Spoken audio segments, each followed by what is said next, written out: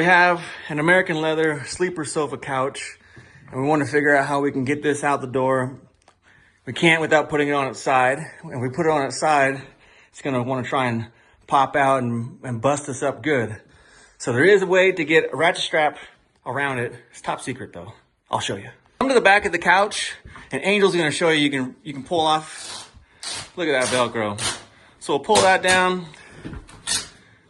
And then next, so what we're gonna do is put 2 ratchet straps underneath, and then, you wanna get a video of me? Is that too close? And then we'll take the ratchet strap and we'll push it up. Not right here, it's not gonna work, but right here, we'll hand it through, and we'll hand it through on the other side as well.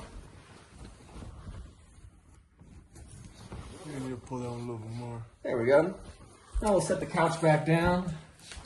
So the next thing we'll do is we'll put cardboard on the couch where we're going to put the ratchet strap. So we'll just ratchet strap it down. Just ratchet strap it down. Now it's nice and tight like a tiger. And with the excess, we'll just, I don't know, put it out of the way, out of sight, out of mind. It shouldn't, hopefully, bust up on you. All right, we're good to go. And that's how you make it good.